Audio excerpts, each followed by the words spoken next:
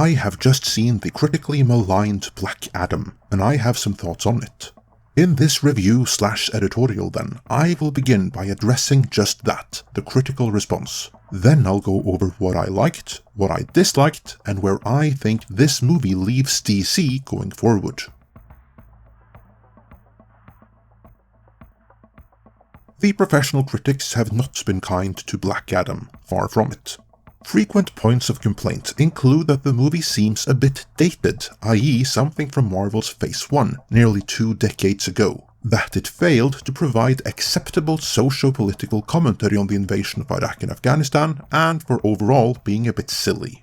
Keep in mind though, the critics that hate Black Adam are the exact same critics that could not heap enough praise on Amazon's Rings of Power and all of Marvel's Phase 4 movies, including this year's Doctor Strange and the Multiverse of Madness and Thor: Love and Thunder.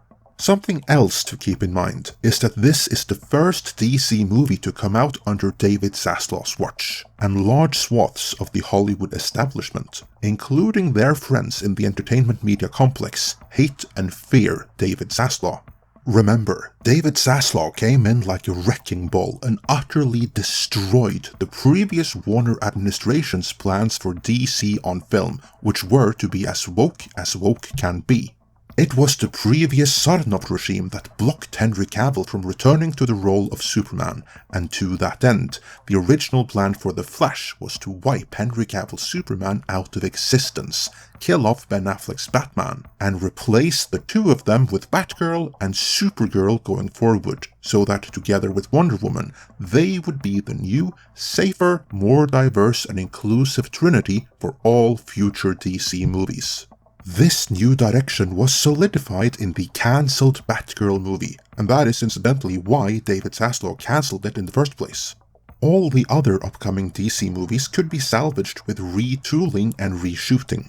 The Flash needs a lot of retooling, Aquaman 2 as well. Black Adam didn't need nearly as much, but Batgirl was beyond salvation. It had to go, as Zaslaw reportedly felt that if it were to be released, the DC brand would go broke due to having gone extremely woke. You see, David Zaslaw wants DC to become what Marvel used to be, and that means it has to entertain, which in turn means no more preaching down to the audience and no more ideopolitical messaging. But this makes David Zaslaw a very, very scary man to certain factions in Hollywood. Factions with strong ties to the entertainment media complex, and they will be very interested in seeing his projects fail for that very reason. Now, I'm not saying this is the only reason for the bad reviews, but I submit it is a factor. With that established, let's move on to my review.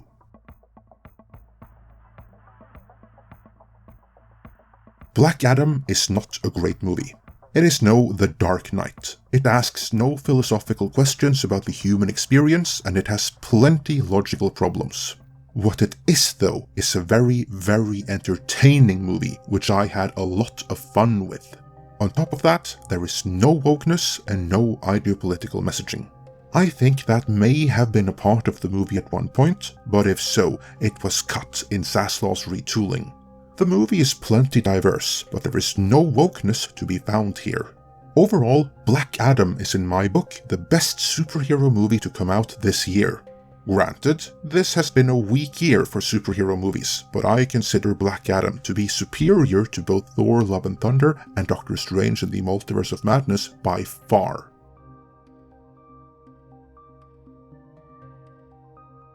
I am not a fan of Dwayne Johnson as a public person, but I did like him in this. He was good, as is everyone else in their roles. The best part of the movie for me was Black Adam interacting with the natives of his long-lost homeland. In fact, I wish there was much more of that in the movie. Overall, I'd compare it with the first Venom movie. That is to say, not the greatest movie in its own right, but a fun movie nonetheless.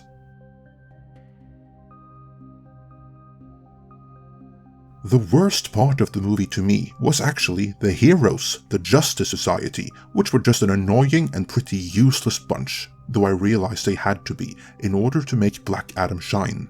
The most annoying of the lot was Noah Centineo's Atom Smasher.